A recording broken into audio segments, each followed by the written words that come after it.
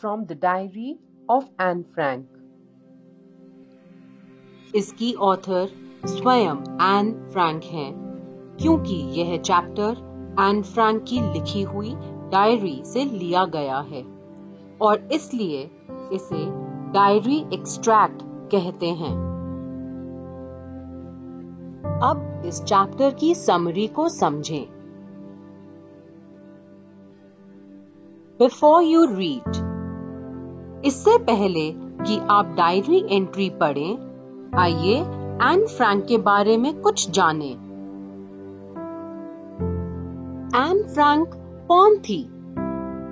एनालीज मारी Anne Frank Germany में पैदा हुई एक जूइश लड़की थी।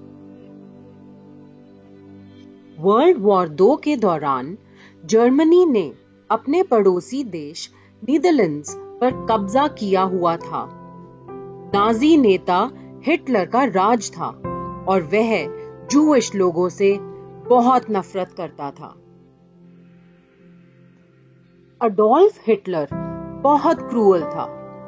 वह ज्यादा से ज्यादा जूइश लोगों को पर्सिक्यूट करता था, यानी मरवा देता था। हिटलर से महफूज होने के लिए एन फ्रैंक का परिवार नीदरलैंड्स चला गया। यहाँ एक बात नोट कीजिए, नीदरलैंड्स के 2 प्रमुख जिलों को हॉलैंड कहते हैं। आमतौर पर लोग नीदरलैंड्स को ही हॉलैंड कह देते हैं। एन फ्रैंक का परिवार नीदरलैंड्स की राजधानी एम्स्टरडैम में जा ठहरा। वहां एन के पिता ऑटो फ्रैंक का ऑफिस था, जो कुछ ऐसा दिखता था। उनके ऑफिस में एक गुप्त दरवाजा था, जो सामने से बुकशेल्फ की तरह दिखता था। ठीक उसी के पीछे एन का परिवार रहने लगा। परंतु 2 साल के बाद ही हिटलर के कारण उन सबको भी कंसंट्रेशन कैंप में डाल दिया गया। कंसंट्रेशन कैंप्स कुछ ऐसे घिनौने दिखते थे। वहां लोगों को टॉर्चर किया जाता था। सबसे पहले एन की बड़ी बहन मार्गोट का देहांत हुआ और कुछ ही दिन बाद टाइफस होने के कारण एन की भी मृत्यु हो गई। पूरे परिवार में से केवल उनके पिता ऑटो फ्रैंक बचे और लौटने के बाद उन्हें एन की यह डायरी मिली। इस डायरी को पढ़कर ऑटो फ्रैंक को बहुत हैरत हुई।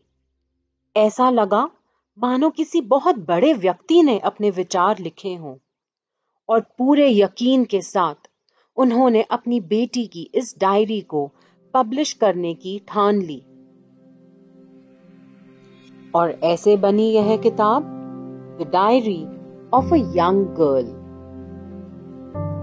बिफोर यू रीड, अब जानते हैं कि एन को यह डायरी कब और कैसे मिली। यह डायरी एन को उनके पिता ने उनके 13वें जन्मदिन पर तोहफे के रूप में दी थी। एन अपनी डायरी एंट्री कुछ ऐसे लिखना शुरू करती है। वह कहती है, डायरी में लिखना एक बहुत स्ट्रेंज, अजीब एक्सपीरियंस यानी अनुभव है। इसके 2 कारण हैं। पहला कि मैं डायरी में पहली बार लिख रही हूँ और दूसरा, मेरे लिखने के बाद इसे पढ़ना भी किसने है। खैर, मैं अपना मन कुछ हल्का कर लेती हूँ। Paper has more patience than people. Paper पर हम चाहे कुछ भी लिखें, कितनी भी देर लिखें, वह हमें बात जल्द खत्म करने के लिए नहीं कहेगा।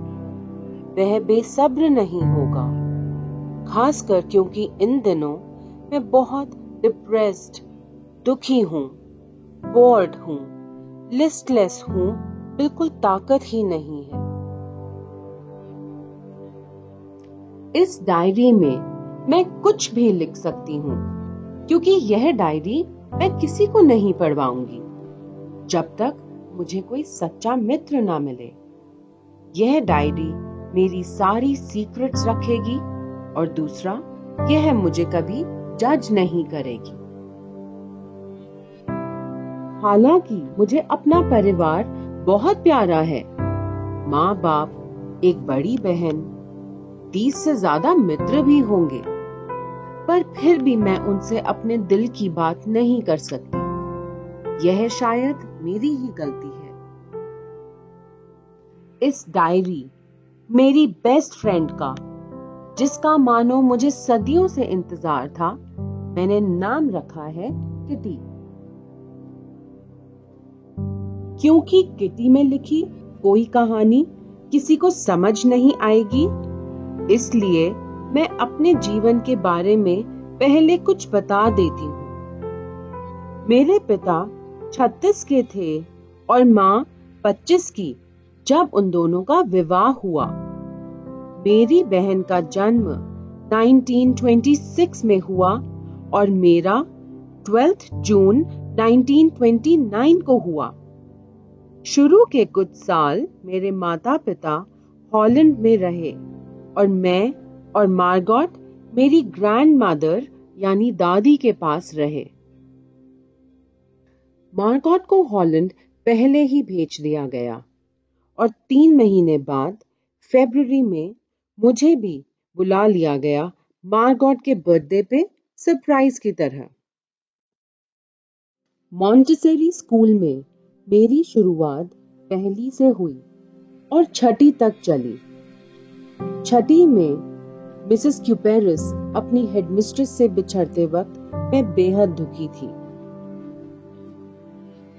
1941 में मेरी दादी बीमार हो गई और 1942 में जनवरी के महीने में उनका देहांत हो गया।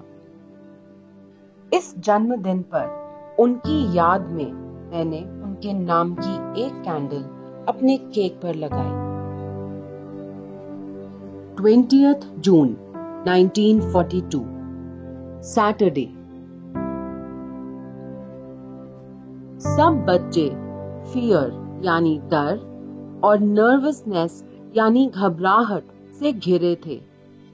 इसका कारण था टीचर्स की एक मीटिंग, जिसमें उन्होंने यह डिस्कस किया था कि अगली क्लास यानी फॉर्म में कौन जाएगा, कौन पास होगा और कौन फेल होगा, और इस बात पर शर्तें भी लग रही थीं। वैसे अगर आप मुझसे पूछें तो मेरी क्लास में इतने डमीज यानी बेवकूफ बच्चे हैं कि 1/4 दैट इज 1/4 तो फेल ही होंगे। But teachers, they are unpredictable creatures, मतलब जो इंसान कब क्या करे कुछ पता ही नहीं। मुझे स्वयं अपने लिए भी मैथ्स का तो बहुत डर है और इसका कारण है मिस्टर कीजिंग। मिस्टर कीजिंग एक ओल्ड फॉगी थे, यानी बहुत पुराने जमाने के व्यक्ति थे और हर समय मुझे क्लास में बात करने के लिए डांटते रहते थे। मुझे पनिशमेंट यानी दंड के लिए चैटर बॉक्स पर ऐसे यानी निबंध लिखने को कहा। चैटर बॉक्स मतलब बहुत बातूनी इंसान। मैंने बहुत सोचा, इधर उधर की बातें बिना सोचे लिख देती हूँ, खुला खुला लिखकर जैसे तैसे लंबा बना देती हूँ, जैसे तैसे खत्म करती हूँ। पर जैसे ही मैंने लिखना शुरू किया, मुझे एक बहुत अच्छा आइडिया आया। क्यों ना मैं इस एसे को फनी बनाऊं? मैं अपनी बातूनी होने का तर्क पेश करती हूँ। मैं कोशिश तो बहुत करती हूँ, पर दरअसल मेरा बातूनी होना एक इनहेरिटेड ट्रेट है, यानी यह विशेषता मुझे अपने माँ से मिली है। वह भी बहुत बातूनी है और मैं जितना मर्जी कोशिश करूं, इसका तो मैं कुछ कर ही नहीं सकती। मिस्टर कीजिंग मेरी आर्ग्यूमेंट्स पर कर बहुत हंसे और फिर उन्होंने कुछ न कहा। मैं फिर भी यूं ही अगली क्लासेस तक भी बातें ही करती रही। अब इस बार मुझे दूसरा निबंध लिखने को मिला जिसका टॉपिक था एन इनकॉरिजिबल चैटरबॉक्स। इनकॉरिजिबल का मतलब जिसे कभी सुधार नहीं सकते। और तीसरी बार भी बाज ना आने पर मुझे टॉपिक मिला quack quack quack said mistress chatterbox. Quack quack quack एक बतख यानी डक की आवाज होती है जो कभी चुप नहीं करती। पूरी क्लास मुझ पर हंसने लगी। अब वक्त था कुछ बहुत ओरिजिनल, इनजेन्युइन यानी अद्भुत और निराला लिखने का। मेरी एक सहेली है सैन, वह कविता रचने में बहुत अच्छी है। इस बार पनिशमेंट को पूरा करने के लिए सैन ने मेरी मदद करी। हमने एक बहुत अच्छी पोएम लिखी। मैं खुशी से उछल पड़ी। हमारी पोएम की कहानी कुछ ऐसे थी। एक पापा स्वॉन थे यानी हंस, मामा डक यानी बतख और उनके 3 डकलिंग्स थे यानी चूजे थे। चूजों के क्वैक क्वैक क्वैक के शोर से पापा हंस उन्हें मार देते हैं। इस पोएम में फादर स्वॉन से एन इशारा करती हैं मिस्टर कीजिंग को और अपने डकलिंग्स को मारने का तात्पर्य है स्टूडेंट्स को हर वक्त डांटते रहना। शुक्र है कि मेरे इस मजाक को मिस्टर कीजिंग ने बिल्कुल सीरियसली नहीं लिया, और तो और वह इसे एंजॉय करते थे और दूसरी अन्य क्लासेस में ले जाकर रीड भी करते थे। वह इन पर अपनी कमेंट्स भी देते थे। वह दिन गया। अब ना मुझे कभी एक्स्ट्रा होमवर्क मिलता है और ना मिस्टर कीजिंग की डांट। वह बहुत अच्छे मूड में रहते हैं और मजाक करते रहते हैं। Yours, N.